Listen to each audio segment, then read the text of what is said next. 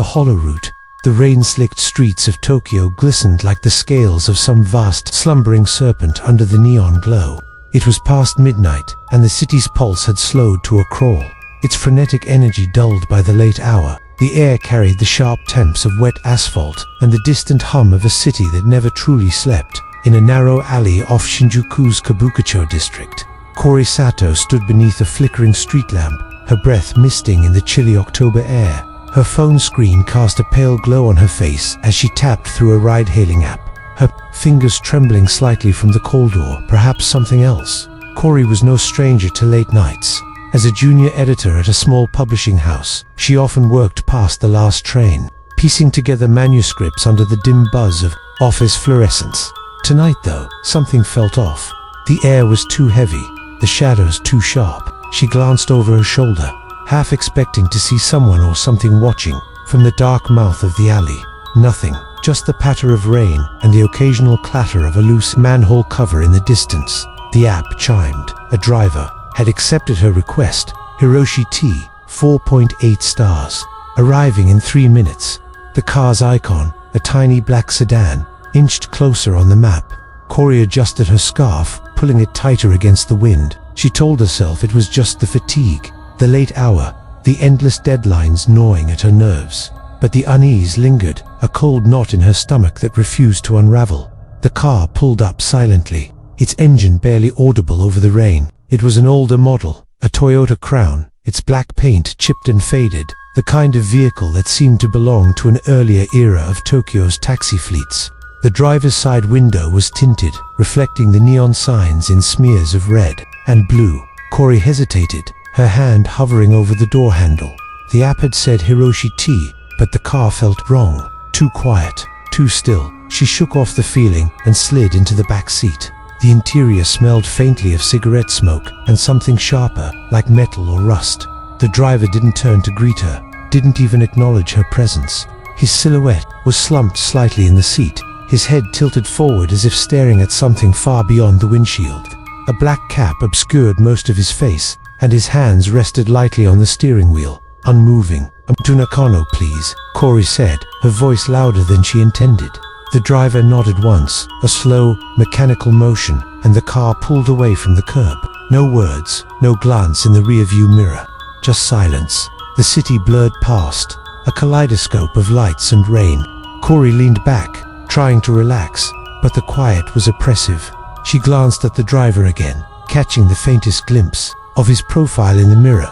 His skin looked pale, almost translucent, though it could have been a trick of the light.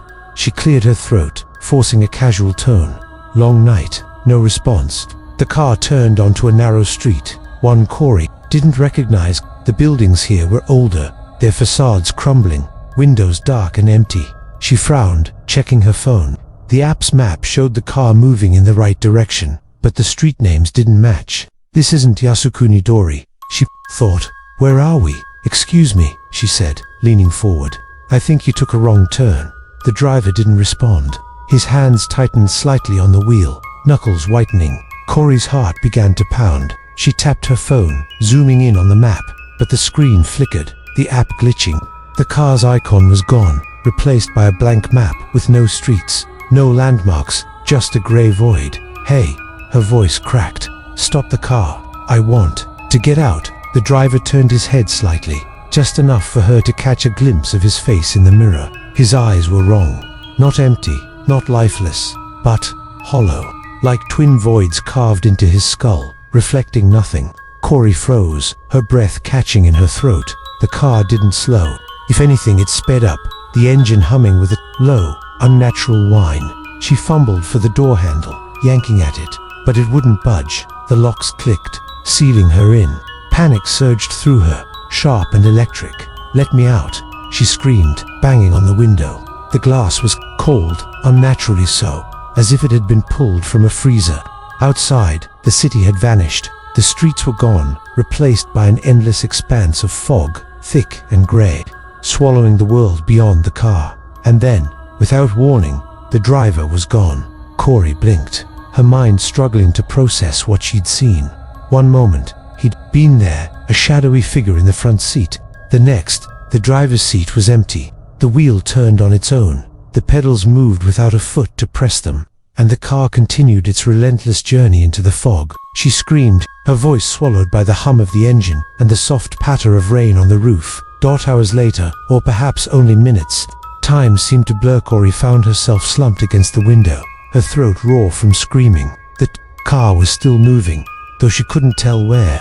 The fog outside was impenetrable, a wall of grey that pressed against the glass. The dashboard lights flickered, casting eerie shadows across the empty driver's seat. She'd tried everything, prying at the doors, smashing her phone against the window, even crawling into the front seat to wrest control of the wheel. Nothing worked. The car moved with a will of its own, as if guided by some unseen hand. Her phone was dead now, its screen black and lifeless. The last thing she'd seen before it shut off was a single notification from the ride-hailing app. Your driver has completed the trip. Rate your experience. She'd laughed, a broken, hysterical sound, before the battery gave out. The car slowed, and Kaori's heart leaped with a flicker of hope. Maybe it was stopping, maybe she could escape. But as the fog parted, revealing a narrow cobblestone street lined with dilapidated buildings, her hope curdled into dread. This wasn't Tokyo. The architecture was wrong, too old, too decayed, like something from a forgotten era. The street was lined with street lamps, their light dim and sickly, casting long, distorted shadows. And there, at the end of the street, was a figure. It stood motionless, its back to her, dressed in a tattered black coat and cap, the same cap the driver had worn. Kaori's breath hitched. The car rolled to a stop, and the locks clicked open with a soft, deliberate sound. She didn't move. Every instinct screamed at her to stay put, to lock the doors again, to hide. But the figure began to turn, slowly, its head tilting as if sensing her presence. She bolted. Kaori threw the door open and stumbled onto the cobblestones, her legs shaky from hours of confinement. The air was thick, heavy with the smell of decay and something sweeter, like rotting fruit. She ran, her footsteps echoing in the unnatural silence. The street seemed to stretch endlessly, the buildings looming closer, their windows like empty eyes watching her every move. She didn't dare look back, but she could feel it, the weight of something following her, its presence a cold pressure against her spine. The street ended abruptly at a rusted iron gate, beyond which lay a sprawling, overgrown cemetery. Tombstones jutted from the ground like broken teeth, their inscriptions worn and illegible. Kaori's chest heaved as she gripped the gate, her fingers slipping on the wet metal. She turned, expecting to see the figure closing in, but the street was empty. The car was gone. The fog had swallowed everything. She was alone, or so she thought. Kaori's story didn't end there, though she wished it had. The cemetery was only the beginning, a threshold into a place that defied reason, a place where time and space seemed to twist and unravel. The fog was alive, she realized, not just a veil but a presence, whispering in voices too faint to understand. It guided her deeper, past graves that bore names she couldn't read, names that seemed to shift and change when she looked too long. The air grew colder, the ground softer, as if the earth itself was breathing. She found things in that place, objects that shouldn't exist. A child's shoe, caked in mud, lying beside a gravestone marked with her own name. A photograph, crumpled and faded, showing her standing in front of a building she'd never seen, her smile wrong, too wide, and always, just out of sight, the sound of footsteps. Slow, deliberate, never rushing, but always there. Days passed, or perhaps years. Time meant nothing in that place. Kaori wandered, her mind fraying, her body sustained by some unnatural force that kept hunger and thirst at bay. She saw others, fleeting glimpses of figures in the fog passengers. She realized, like her, trapped, lost, their faces hollowed by despair. Some tried to speak, their mouths moving silently, their eyes pleading. Others simply stared, their gazes empty, as if they'd forgotten who they were. And then there was the driver. He appeared without warning, always at a distance, his silhouette unmistakable.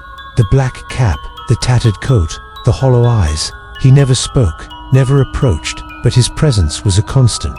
Kaori began to understand. He was the key. The car, the fog, the cemeteriette, all revolved around him. Or perhaps he was just a part of it, a fragment of something larger, something ancient and hungry. She tried to confront him once, screaming into the fog, demanding answers. He only tilted his head, as if curious, and vanished. The next time she saw him, he was closer, his face clearer. His skin wasn't skin at all, she realized, but something else, something that shimmered like oil, something that didn't belong in this world. His mouth opened, and the sound that came out wasn't human. It was a low, resonant hum, like the car's engine, like the pulse of the fog itself. Kaori ran again, but there was nowhere to go. The cemetery looped, the streets twisted back on themselves, and the fog pressed closer, its whispers growing louder, more insistent. She began to hear her own voice among them, fragments of memories she didn't recognize, conversations she'd never had, promises she'd never made. The fog was inside her now, filling her lungs, her mind, her soul. No one knows how long Kaori wandered that place, or if she ever escaped. The taxi was found days later, abandoned in a parking lot in Nakano, its interior pristine, its engine cold. Kaori's phone was on the back seat, its battery drained. The screen cracked. The ride-hailing app showed no record of her trip, no driver named Hiroshi T, no trace of the route she'd taken. But there were stories, whispers among Tokyo's late-night taxi drivers, tales of a black Toyota Crown that appeared on empty streets, its driver silent, its destination unknown. Passengers who took that ride were never seen again, though some claimed to hear their voices in the rain, faint and pleading, carried on the wind, and in the fog that sometimes rolled through the city, thicker than it should be. There were shapes, shadows that moved with purpose, silhouettes that wore tattered coats and caps, their eyes hollow and unblinking. They waited, patient and eternal, for the next passenger to call. Kaori's name was added to the missing persons list, another statistic in a city that swallowed thousands. But those who knew her, who worked late nights and walked the streets, swore they saw her sometimes. A flicker in the fog, a figure standing just beyond the street lamp's glow, her face pale, her eyes empty. She was part of it now, they said, part of the hollow route, the endless road that claimed those who rode too long, too far, into the dark. And somewhere, in a city that wasn't quite Tokyo, the black taxi waited. Its engine hummed softly, its driver